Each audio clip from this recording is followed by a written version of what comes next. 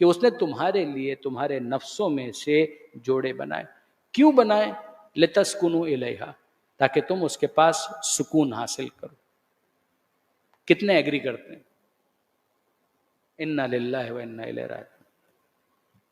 کوئی ایک بھی نہیں کہہ رہا کہ میں ایگری کر دوں. یعنی جوان تو نہیں کہہ رہے، بزرگان بھی نہیں کہہ رہے. پروردگار عالم نے یہاں پر کہا لتسکنوا الیہا، یعنی لام جو یہاں پر بیان ہوا ہے وہ آبجیکٹو کے لیے، علت کے لیے، لتسکنوا الیہا، تاکہ تم اس کے پاس سکون حاصل کرو. یعنی اس کا مطلب کیا ہوا؟ دیکھیں یہ تو ظاہر ہے کہ ایک لطیف پیرائے میں گفتگو ہوتی ہے نا. سب سے زیادہ جو کامک بات ہو سکتی ہے وہ یہی مسئلہ ہوتا ہے فیملی لائف کے اندر. یہ جو میاں بیوی کی شادی کا مسئلہ ہے اس کے اندر سب سے کامک ایشو تو یہی بنتا ہے نا. پروردگار عالم کہہ رہا ہے لتسکنوا الیہا، تاکہ تم اس کے پاس سکون حاصل کرو. سکون کون حاصل کرتا ہے؟ اب تھوڑا سا ہم لاجیکلی چلتے ہیں. یہ تو لطیف بات ہو گئی، اب لاجیکلی چلی. یعنی اس کا مطلب یہ ہے کہ پروردگار عالم کا ہمارے لیے فیصلہ یہ ہے، رولنگ یہ ہے کہ ہم نے اس کو بنایا تاکہ تم اس کے پاس سکون حاصل کرو. سکون سے پہلے کیا ہوتا ہے؟ اضطراب. سکون کا اپوزٹ ہے اضطراب، ڈسٹربنس. یعنی اگر فرض کیجئے کہ گلاس ہے وہ آپ نے ٹیبل کے اوپر رکھا اور اس کو جھٹکا دے دیا، ٹٹ ٹٹ ٹٹ ٹٹ ٹٹ، یہ اضطراب ہے. آپ نے کہا اس کو روکو روکو نہیں تو ٹوٹ جائے گا. جیسے ہی آپ نے اس کے اوپر ہاتھ رکھا وہ رک گیا. اب یہ سکون میں آ گیا. یعنی جو اس کے اندر ایک ٹربلنس تھی، ایک اس کے اندر جو موومنٹ تھی، جو یہ شیک کر رہا تھا، یہ ایک جگہ پر آ گیا، رک گیا. اس کے اندر سکون آ گیا. اس کا مطلب کیا ہے؟ اس کا مطلب یہ ہے کہ پروردگار عالم کی رولنگ یہ ہے کہ مجھے معلوم ہے کہ اگر تم تنہا رہو گے تو مضطرب رہو گے. تمہارے اضطراب کو ختم کر کے سکون میں تبدیل کرنے کے لیے ہم نے تمہارا جوڑا فراہم کیا. یہ ہم کو سمجھ میں آیا کہ پروردگار عالم نے یہ کہا. اب دیکھیں اس کے اندر کوئی کہے کہ جناب اس کے بعد بھی مجھے تو سکون نہیں ملا. کوئی کہے، شکایت کرے کہ جناب آپ کہہ رہے تھے کہ خدا نے اس لیے جوڑا بنایا کہ سکون ملے، مجھے تو جوڑا حاصل کرنے کے بعد بھی سکون نہیں ملا. نہیں ملا. یہ کمپلین ہو سکتی ہے، یہ کمپلین ہو سکتی ہے. ایک بات یاد رکھیے گا، جوڑا ملنے کے بعد سکون کا مل جانا ممکن ہے، تنہا زندگی میں سکون کا ملنا ناممکن ہے. قرآن کا فیصلہ یہ ہے کہ عین ممکن ہے کہ تم شادی کرو، شریک حیات کا غلط انتخاب کرو، تم اس کو صحیح طرح سے ٹریٹ نہ کرو، تم اس کا صحیح طرح سے دھیان نہ رکھو، یا وہ تمہارے ساتھ کوآپریٹ نہ کرے، ممکن ہے کہ تمہیں اس انداز کا سکون نہ ملے. ہم نے جوڑا اس لیے نہیں بنایا تھا، لیکن عین ممکن ہے کہ تمہیں سکون نہ ملے. مگر یہ مطمئن رہو کہ اگر تم تنہا زندگی گزارو گے تو سکون کا کوئی امکان نہیں. اگر تم سمجھ رہے ہو کہ تنہا زندگی تمہیں سکون فراہم کر دے گی، نہ، تنہا زندگی تمہیں زندگی کے اندر سکون نہیں دلا سکے گی. میں نے بعض شادی کی محفلوں کے اندر، بعض نکاح کی تقریبات کے اندر ایک جملہ کہا تھا، میں آپ کے سامنے اس کو ریپیٹ کرتا ہوں. اگر کوئی اس دنیا میں تنہا رہنا چاہتا ہے تو وہ خدا کی توحید کو چیلنج کرتا ہے. تنہا ہونا صرف اس کے شایان نشان ہے، وہ وحدہ لا شریک ہے. یہ ہم کلمے میں پڑھ رہے ہیں، وحدہ لا شریک لہ، اشہد ان لا الہ الا اللہ وحدہ لا شریک لہ. میں گواہی دیتا ہوں کہ اس کے سوا کوئی معبود نہیں، وہ تنہا ہے، وہ لا شریک ہے. قل هو اللہ احد، کہہ دو کہ وہ اللہ ایک ہے. یہ تنہائی اسی کو زیبا ہے. اگر کوئی اس دنیا میں تنہا رہنا چاہتا ہے، وہ کہے کہ نہیں میں اس سارے جھگڑے کے اندر پڑھنا ہی نہیں چاہتا، خاندان، شادی، یہ فیملی لائف مجھے یہ نہیں منگتا. اگر وہ یہ کہتا ہے، ان ادر ورڈز وہ خدا کی توحید کو چیلنج کر رہا ہے کہ ایک تو اکیلا ہے، ایک میں اکیلا ہوں. وہ اکیلا ہونا اس کی شان ہے، آپ کے نفسیاتی خلل کا اعلان ہے.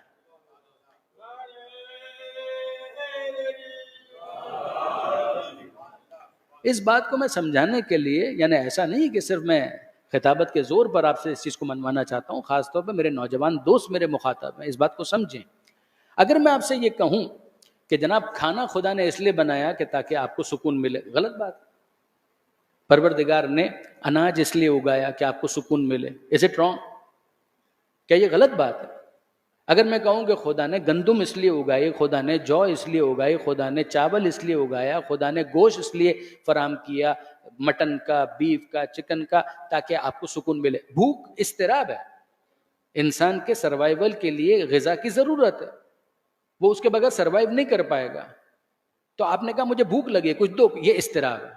آپ کو کھانا مل گیا، آپ نے کھایا الحمدللہ تو سکون ملا. تو پروردگار نے غذا اس لیے بنائی کہ آپ کو سکون ملے. ایک صاحب ڈاکٹر کے پاس آئے اور انہوں نے کہا کہ مولوی صاحب کہہ رہے تھے کہ غذا اس لیے بنائی کہ ہم کو سکون ملے، مجھے تو ڈائریا ہو گیا، میرا تو پیٹ خراب ہو گیا. اب ڈاکٹر صاحب کہہ رہے ہیں کہ جناب آپ نے جو کھایا وہ کیا تھا؟ کہ جناب میں نے جو کھایا وہ یہ تھا. کہ دھویا تھا؟ کہا کہ نہیں. ہاتھ دھوئے تھے؟ نہیں. تو یاد رکھو کہ جس کو کھایا جاتا ہے کچھ اس کے ساتھ کیا جاتا ہے، کچھ اپنے ساتھ کیا جاتا ہے، پھر کھایا جاتا ہے. آپ اس غذا کو صحیح طرح سے ٹریٹ کریں. جن ہاتھوں سے اس کے ساتھ ٹریٹ کر رہے ہیں ان ہاتھوں کو پہلے کچھ پاک صاف کریں، پھر اس کے بعد یہ غذا آپ کے لیے مفید ہوگی. کوئی جرم اس کے اندر موجود ہے، کوئی بیکٹیریا اس کے اندر موجود ہے، اس کو ہٹائیں. کچھ اس کی ٹریننگ کریں، کچھ اپنی ٹریننگ کریں، پھر آپ ایک دوسرے کے لیے کمپیٹیبل بن جائیں گے. ہمیشہ کی جدائی بھی علاج نہیں ہے، جلد بازی بھی علاج نہیں ہے.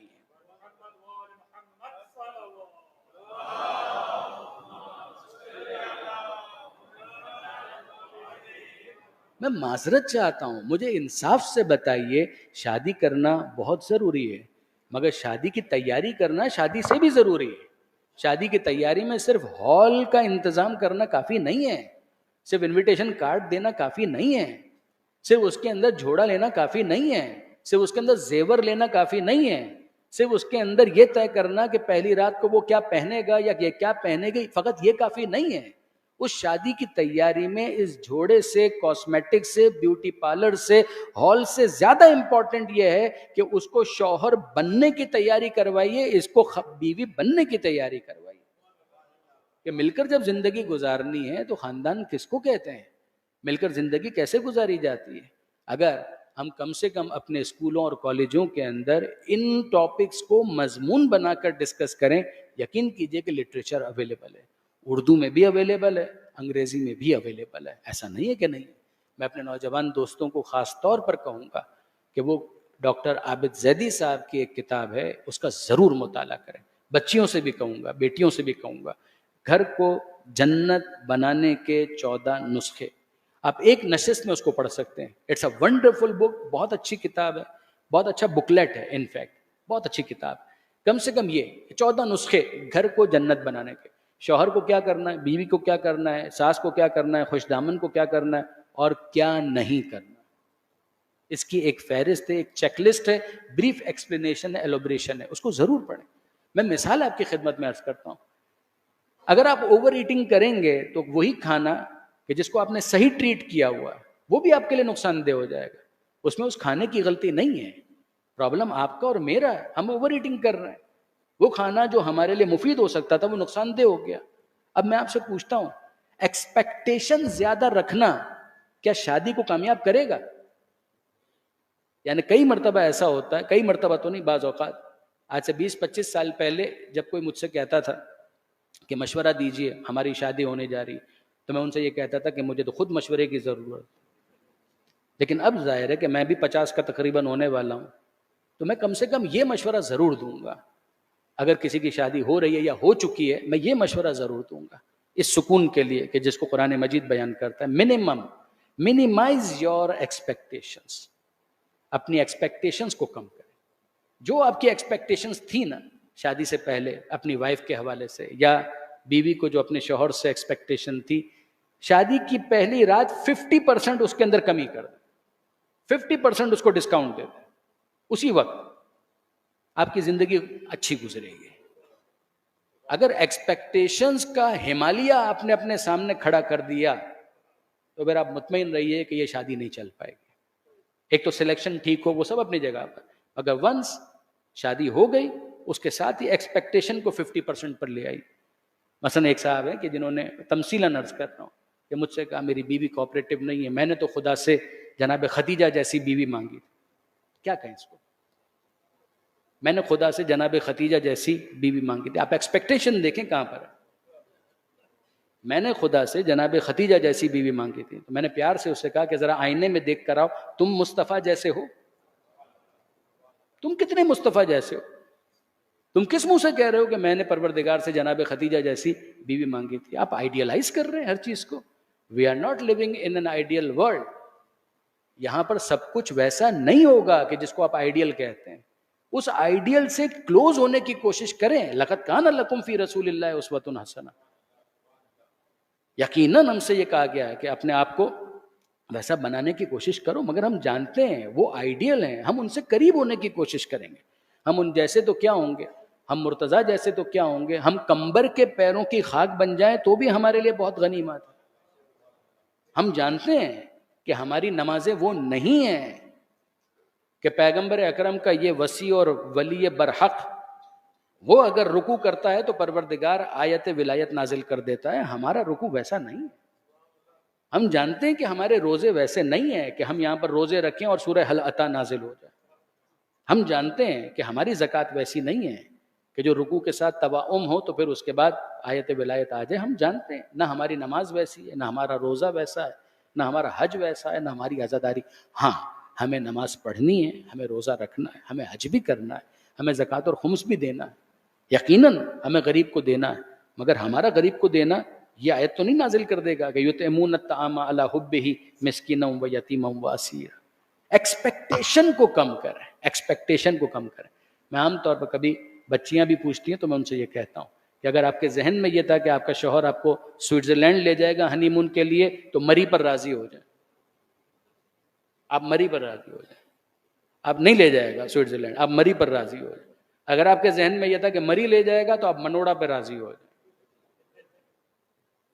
اگر سوئٹزرلینڈ ذہن میں تھا مری پر راضی، مری ذہن میں تھا منوڑا پر راضی ہو جائے. منوڑا ذہن میں تھا تو آپ یہیں پہ جھیل پارک پر راضی ہو جائیں کہ وہاں پر کبھی کبھی جائیں گے. ٹھیک ہے، آپ 5 اسٹار ہوٹل کے اندر ایوری ویکینڈ جانے کا موڈ بنا کر بیٹھے تھے، لال قلعہ پر راضی ہو جائیں.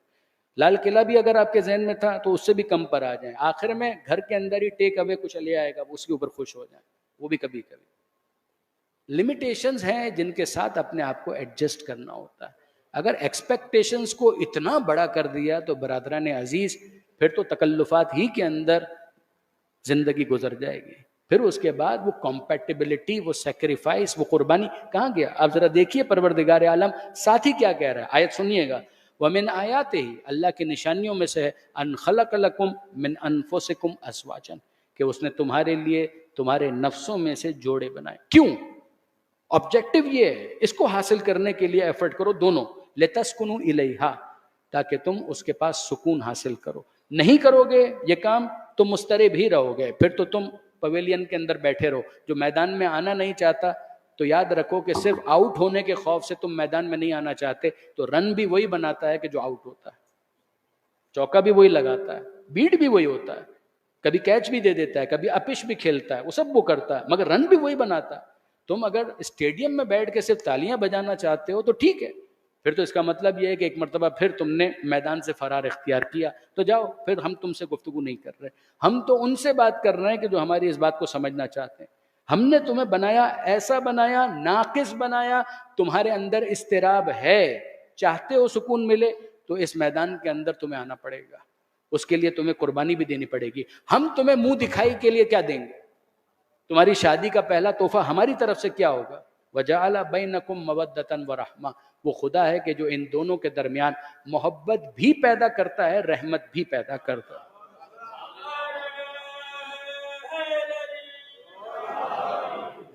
اب آپ نے اندازہ کیا کہ بالکل جس طرح سے زمین کے اندر بیج ڈالتے ہو فصل بن جاتی ہے، بالکل اسی طرح تم شادی کرو. ہمارا تم سے یہ وعدہ ہے کہ ہم تمہیں محبت کا بیج فراہم کریں گے، ہم تمہیں رحمت کا بیج فراہم کریں گے. محبت باہمی ہوتی ہے، رحمت ون سائیڈڈ بھی ہوتی ہے. یاد رکھیے گا، محبت ٹو وے، یہاں سے بھی محبت اور وہاں سے بھی محبت. محبت دو طرفہ ہوتی ہے، یہاں سے بھی اور وہاں سے بھی. وہ اس سے محبت کرے، یہ اس سے محبت کرے. رحمت قربانی کا درس دیتی ہے، مرسی. کبھی ایسا ہوتا ہے کہ یہ صاحب فراش ہو گئے، اس کو قربانی دینی پڑتی ہے. کبھی اس کو ضرورت ہوتی ہے، یہ ڈپریشن میں ہے، اس کے لیے کچھ ایسی بات ہو گئی، شوہر قربانی دیتا ہے. رحمت کا تعلق، مرسی کا تعلق قربانی کے جذبے کے ساتھ ہے. محبت باہمی ہے، ابتدا میں تو جوش بھی ہے، سب کچھ ہے، آگے جا کر اس محبت میں کنسسٹنسی آئے، مگر وہ ٹو وے ہے. مگر زندگی کبھی اس کے ساتھ ایسی ہو جائے گی کہ یہ قابل رحم ہو جائے، کبھی اس کے ساتھ ایسی ہو جائے یہ قابل رحم ہے.